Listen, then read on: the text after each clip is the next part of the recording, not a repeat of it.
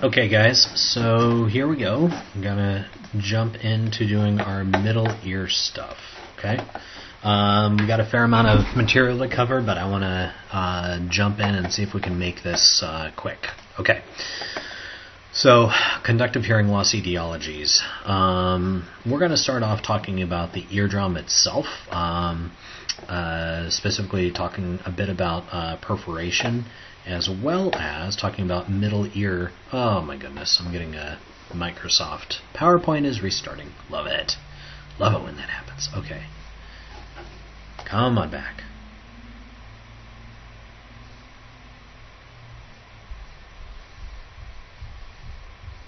Come on.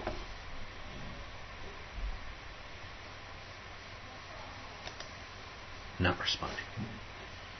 Come on.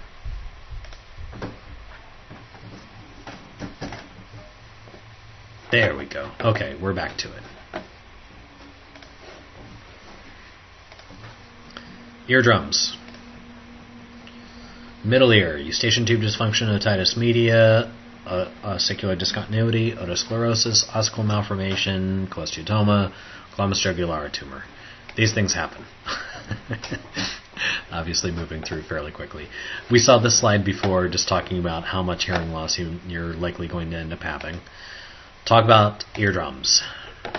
Okay, starting off, laryngitis. On the left, that's a good-looking eardrum. On the right, that is an inflamed eardrum. That's a laryngitis. Might be associated with an external or a middle ear infection. Might be associated with some kind of trauma to the ear as well.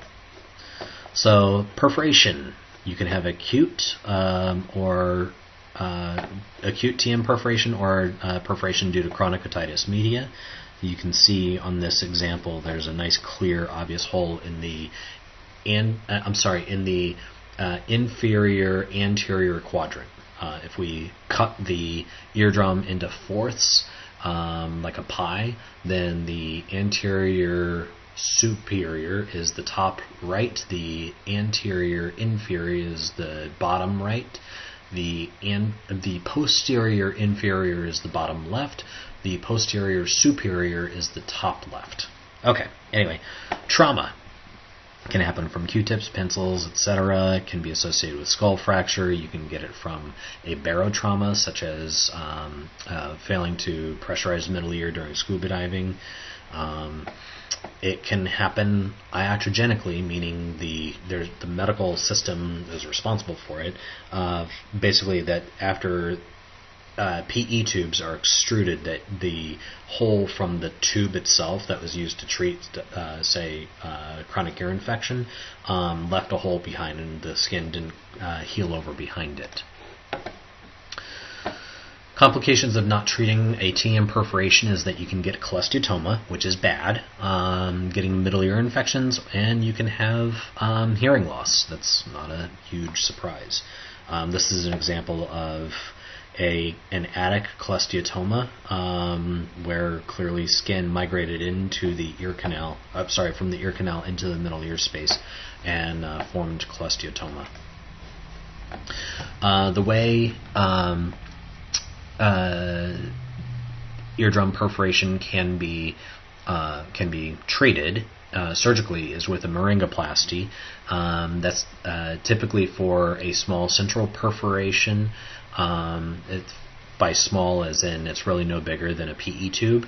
Have to have a healthy looking eardrum, a translucent eardrum, and there needs to be no need to inspect the middle ear space. Should have normal hearing, and they can use a fat graft or they can use a paper patch.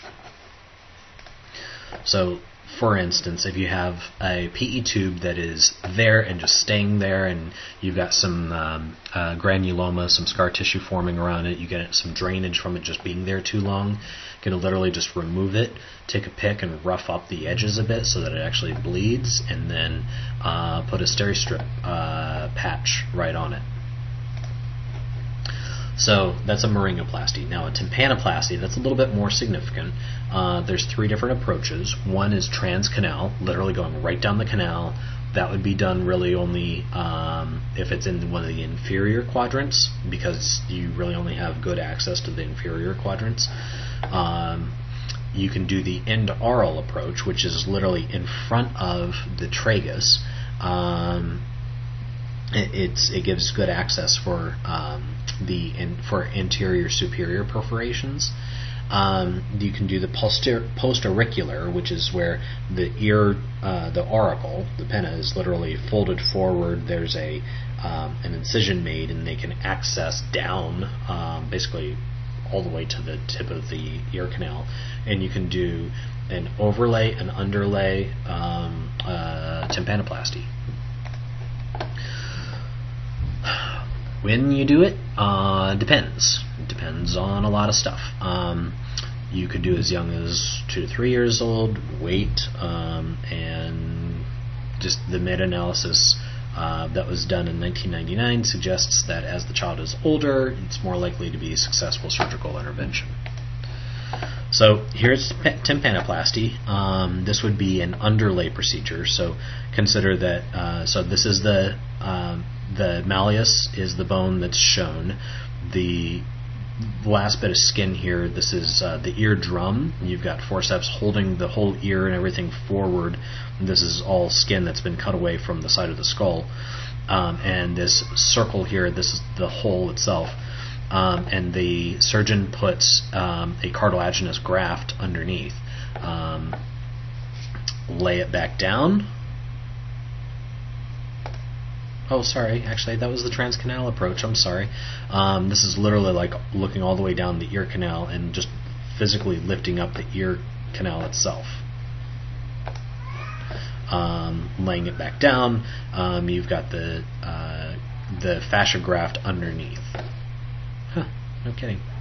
Sometimes this skin, what's actually taken, is harvested from right behind the tragus. Pretty cool, huh? So, success rate of tympanoplasty with this approach, 86% remains successful. You don't have a rejected eardrum after between 15 and 27 years. It stays. It's generally pretty good. Middle ear.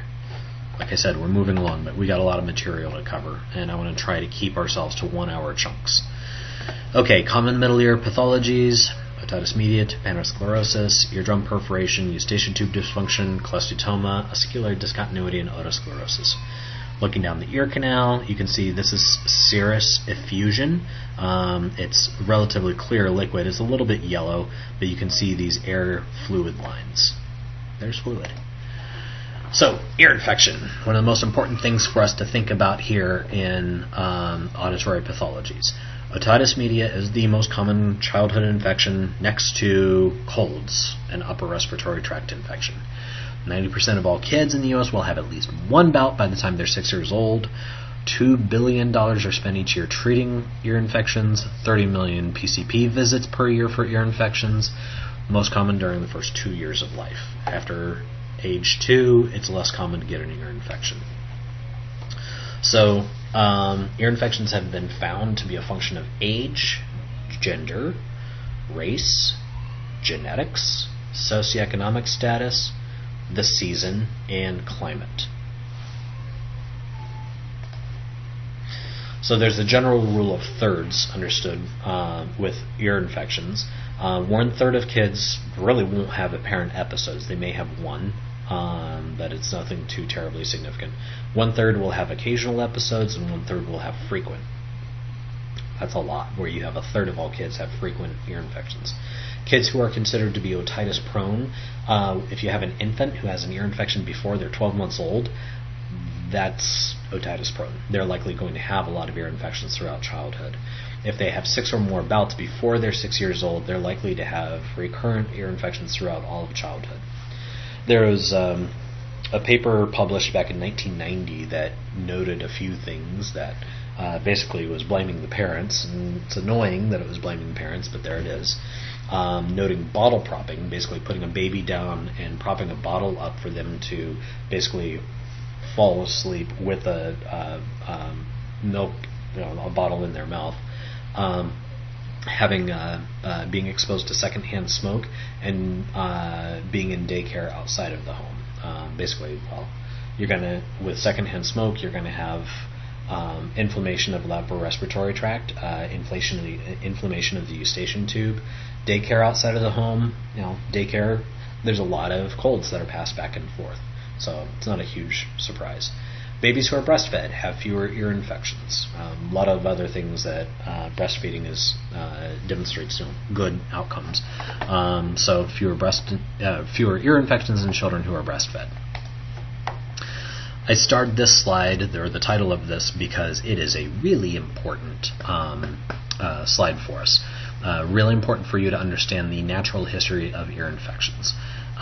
This is basically a cascade of events, and things can start off at the first bullet and move down to about the fourth, move back up and back down again. But basically, when an ear infection happens, it follows through this basically cascade, and it's pretty much clockwork. It may stop at one of them, but it doesn't go from bullet 1 to bullet 6. It goes through each one of them. So, starts off with an inflammation of the eustachian tube, again, often a result of a cold. When you have inflammation of the eustachian tube fails to open when you swallow, yawn, cough, and that's referred to as eustachian tube dysfunction. The air that's inside the middle ear space is absorbed, so that's just like all mucous membrane, like the inside of your cheek.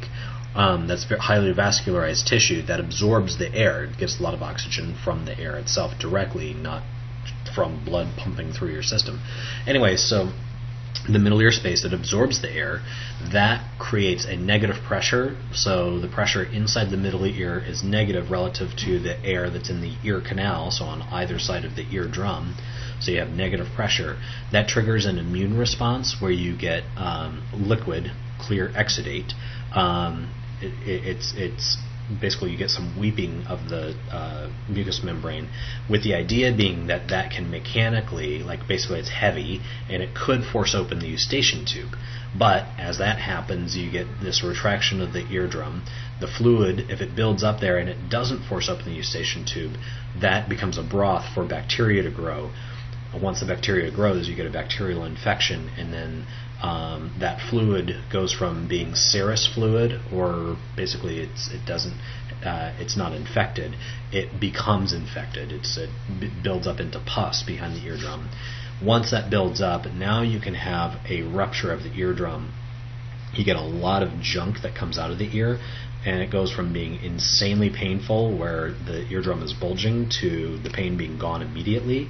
That eardrum perforation almost always heals spontaneously. So the ear infection pretty much will resolve itself if the eardrum ruptures. So what's the deal with eustachian tube dysfunction, and why are kids more prone? Well, that's because the eustachian tube is half the length of adults. The stuff that's in your nasopharynx, the stuff, the opening of the eustachian tube is at the top back of your throat, basically kind of straight back from your nostrils. It's a lot more horizontal, and so any nasty stuff that gets into your nose, such as from touching gross things and then sticking your finger up your nose and picking your nose, it can migrate easily up into the middle ear space. The cartilage of the infant, of the young child, eustachian tube, the cross-sectional area is relatively small. It's easy for it to get closed shut.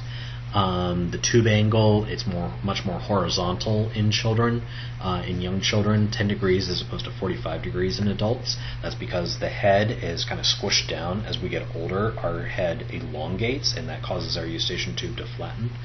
And just as noting, the area of the eustachian tube, the lumen of the eustachian tube, the inside, it increases 5-fold. So it gets much bigger from the time they're newborn until you're a full adult. So all those things work to basically say eustachian tube dysfunction is going to happen much more easily in an infant than in an adult. So let's talk a little bit about some of these middle ear anomalies they acquired.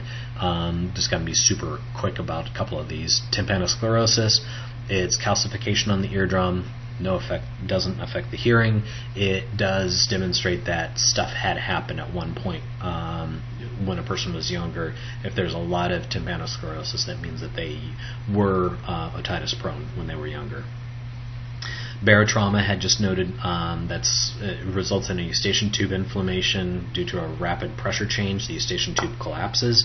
That can cause a person to become otitis prone, ear infection after having a scuba diving accident. So here's a picture. You got a really good clear tympanosclerosis. You also have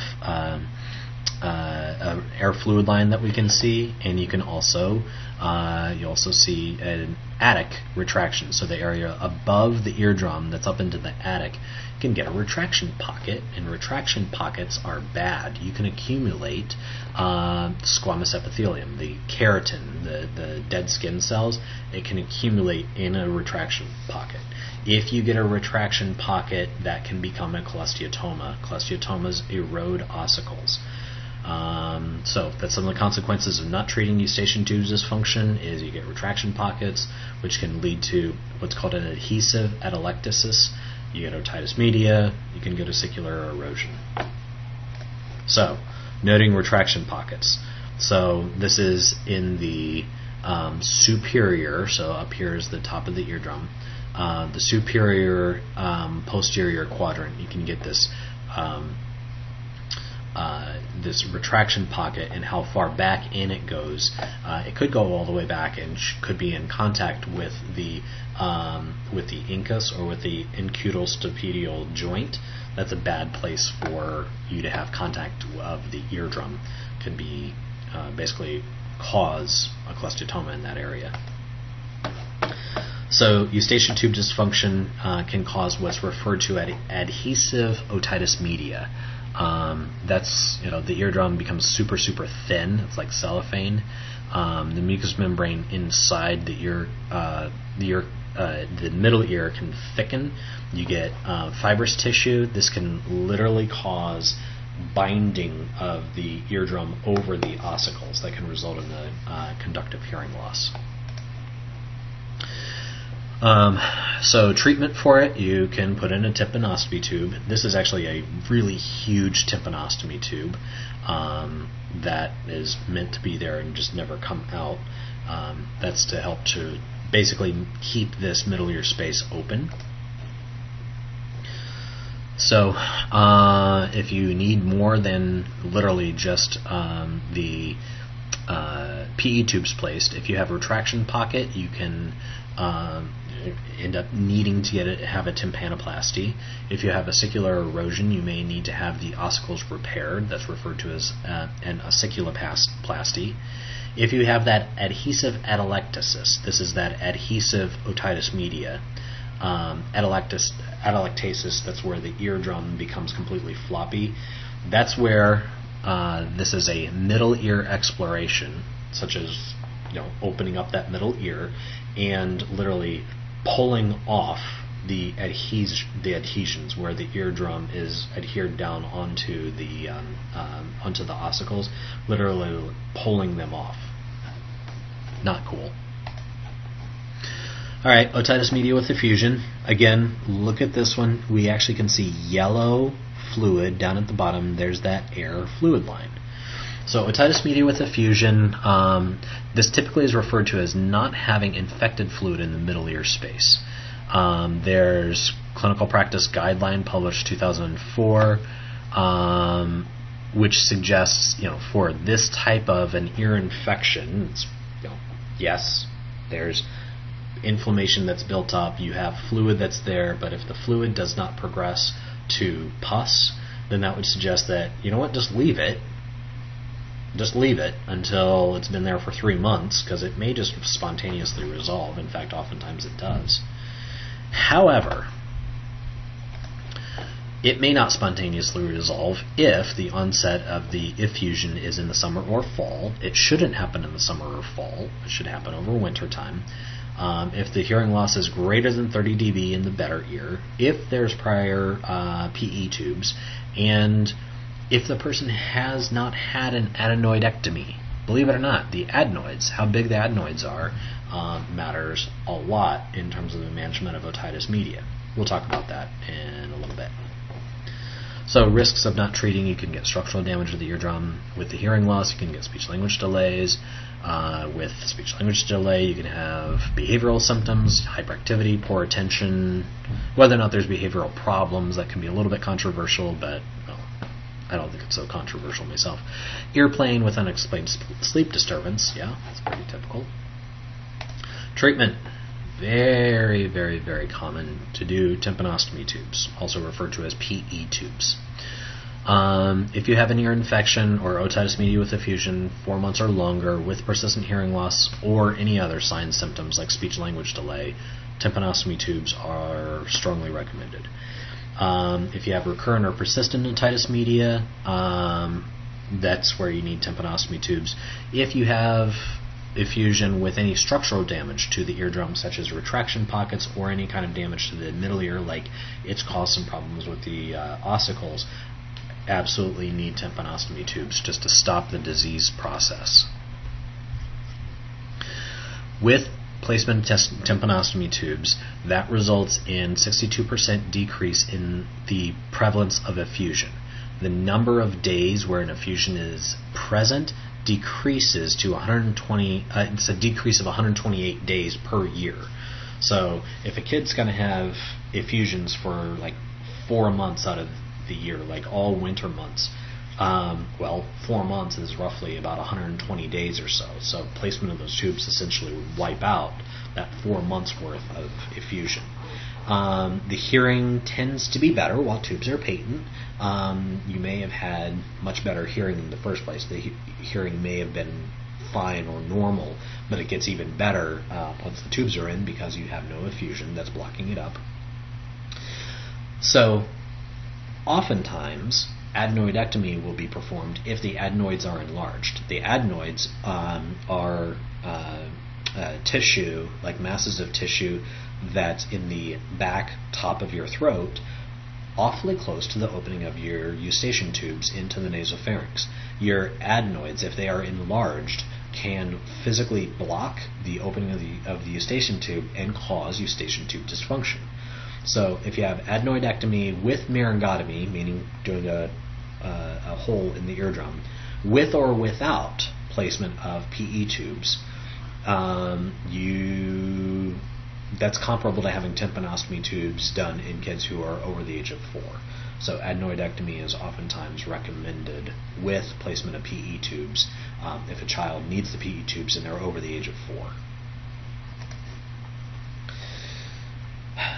Complementary medicine, like holistic procedures.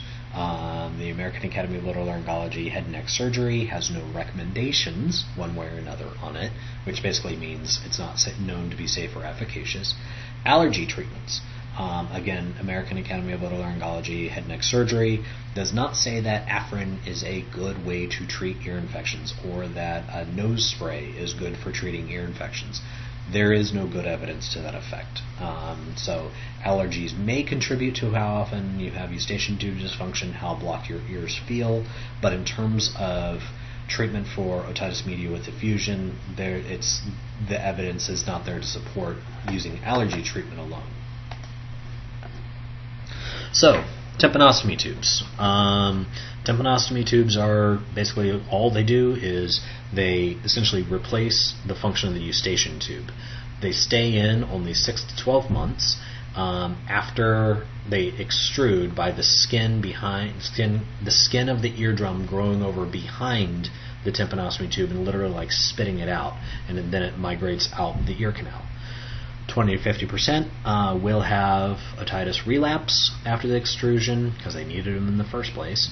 Persistent perforation following extrusion happens only 2% of the time after you have a short-term grommet T-tube, tympanostomy tube.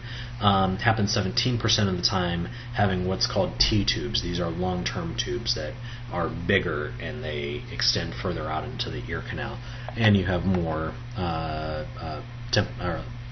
TM perforation afterward. Other things that can happen, they're not common at all, but it can happen, is something called a patulous eustachian tube. This is where the eustachian tube doesn't close. Typically, it's supposed to stay closed and then open when you yawn, cough, sneeze, whatever. But if you have like rapid weight loss, for instance, your eustachian tube could actually flop open and stay open. It does not cause hearing loss, but it's horribly, horribly annoying. It would require surgery to treat, and very few otologists will actually do that, because if you do it wrong, then you will cause an ear infection, like just otitis, eustachian tube dysfunction. So instead of it being open, it's going to be closed and stay closed. Also rare, but can happen, is called a glomus jugulare tumor. It's at the bottom of the middle ear space. And people often refer to, when they have it, they talk about pulsatile tinnitus, and it's timed with heartbeat. You can actually test this by doing tympanometry, and in the tympanogram you can see a bump in time with the heart. If it hemorrhages, the person literally can bleed out, because it is from communication between the internal carotid artery and the jugular vein. Take a look. So internal carotid artery going through, jugular vein coming up right along beside it, and can literally be invading part of the middle ear space. And so this is blood vessel pushing out on the eardrum. Crazy. So cholesteatoma. This is not terribly common, but if it happens, it is a really, really, really big deal. It always requires being treated with surgery. So, cholesteatoma is keratinizing stratified squamous. I spelled squamous wrong. Sorry, guys. Squamous epithelium, which accumulates in the middle ear or other pneumatized portion of the temporal bone, like the mastoid air cells. That's not a good place to get cholesteatoma. It is a pearly white mass. Can be vascularized. It's behind the eardrum. Let's learn a little bit about it. One of the most important things we're going to go into. It can come from basically a retraction pocket that turns into a sac that's in the middle ear space, and skin infiltrates. It's squamous epithelium. It also has like cholesterol in it and keratin. It is fast growing. It is highly erosive. There are enzymes in it that actually break down bone. It can grow out of the middle ear space. Here I guess I noted typically treated surgically. Strike that. It's always treated surgically. Cholesteatoma, it can be congenital. It's rare, but it can be congenital. If it is congenital, then this like in utero, there's this little blip going into the middle ear space where you can have epithelium like just planted there. It's called an epithelial rest. Vast majority of the time, it is acquired. Acquired can be secondary to implantation of epithelium, say through a traumatic perf, PE tube, or some mastoid surgery, so like surgically caused. It can be the sequelae of otitis media or from retraction pockets. That is the most common. This is an ear that is just as angry as can be. Enormous cholesteatoma. There's no ossicles left. Eardrum is gone. Here's an example. This is cholesteatoma up in the attic. That's tympanosclerosis, the feathery stuff down there. Signs and symptoms of cholesteatoma. It can be asymptomatic, just picked up on otoscopy. Small white pearl behind the eardrum. Yeah, that person needs to see an ENT right away. Mild symptoms, you can have pain, oral fullness, tinnitus, some mild dizziness. If you have very severe symptoms, this is where you can have drainage out of the ear, you can have vertigo. With vertigo, you can have vomiting, and facial nerve paralysis. And this is how significant things can get. So cholesteatoma can be described with different stages. Stage 1 is where it's confined to the middle ear.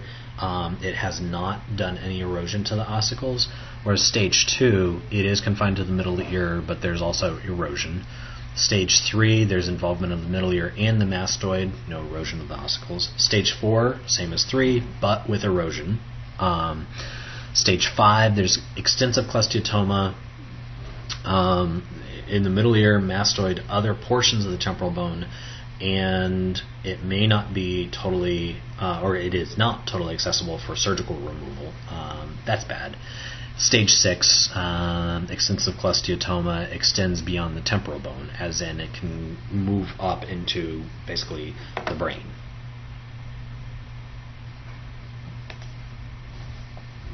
Okay. So here's on a high-res CT scan. Cholesteatoma is on the right side, so note here the R and the L for the right and the left ear. Basically, this person's feet are coming back out toward us. Their nose is at the top, and the back of their head is at the bottom. And this gray thing, this is a cholesteatoma. This person has had a mastoidectomy previously because there are no mastoid air cells, whereas over on the left side, it's normal mastoid air cells. So the treatment for it, surgically resecting, meaning removing the cholesteatoma. If you don't do it, you get erosion of the ossicles with conductive hearing loss. You can have erosion into the bony labyrinth that causes sensorineural hearing loss as well as dizziness. And you can get extension into surrounding structures like the brain. So treatment, goals of treatment, which is surgical, in order of priority is to eradicate disease, to preserve or to reconstruct anatomical structures like the ossicles. Next would be to preserve or restore hearing, and then finally would be to prevent any recurrent disease or to prevent any kind of residual cholesteatoma.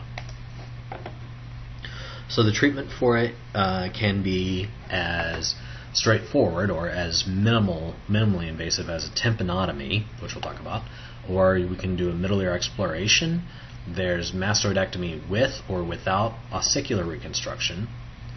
There's a simple mastoidectomy, which is referred to as a canal wall up. A modified radical mastoidectomy, which is referred to as a canal wall down. Remember the canal wall up, canal wall down. Those are very, very important. Note that the canal wall up is with or without a facial recess. Facial recess, that is referring to the facial nerve, whether or not the location of the facial nerve is physically like just drilled around, just noting where that facial nerve is.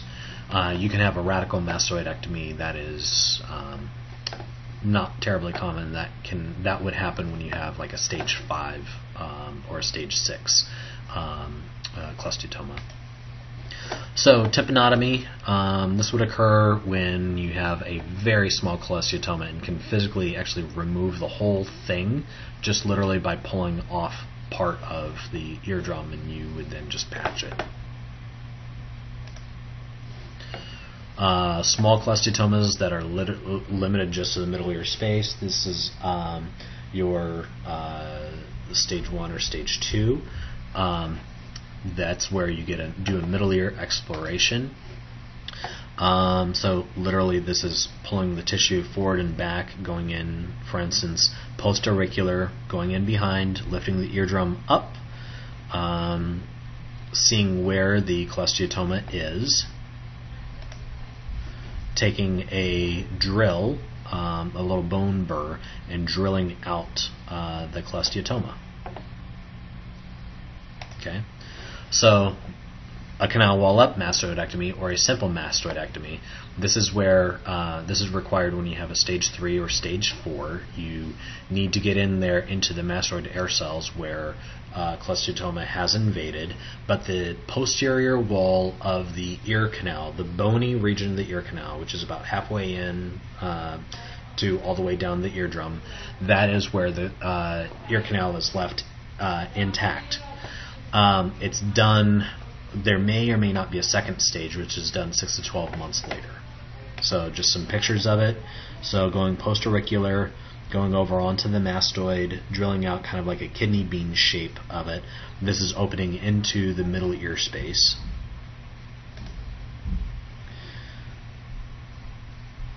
Okay. Drilling out this whole area and going down into the ear canal. But this whole this top of it, that is the ear canal wall, that is left intact. So going to the next, this is the whole mastoid air cell area. Down here at the bottom, this would be where the facial nerve is. And drilling out the entire middle ear space. Sorry, not the middle ear space, the mastoid air cells drilled out. And then it would be closed, and there's little ports to drain out any serous effusion that builds up behind. So here's a drawing of it, simple mastoidectomy where everything is pulled forward. This is where the eardrum was. These are the mastoid air cells, and this cholesteatoma that has invaded. Here we are. This is the bony covering of the facial nerve, ossicles, posterior wall of the ear canal left intact, facial recess approach, basically identifying where the facial nerve is and leaving bony covering over it. Now, canal wall down is done when there's extensive cholesteatoma, and it's needed. Basically, you anticipate needing to clear it out and clean it out, and come back and see it again because cholesteatoma keeps coming back, and you want to limit how many times a person goes under anesthesia. The posterior external ear canal is the bony portion is removed, hence canal wall down.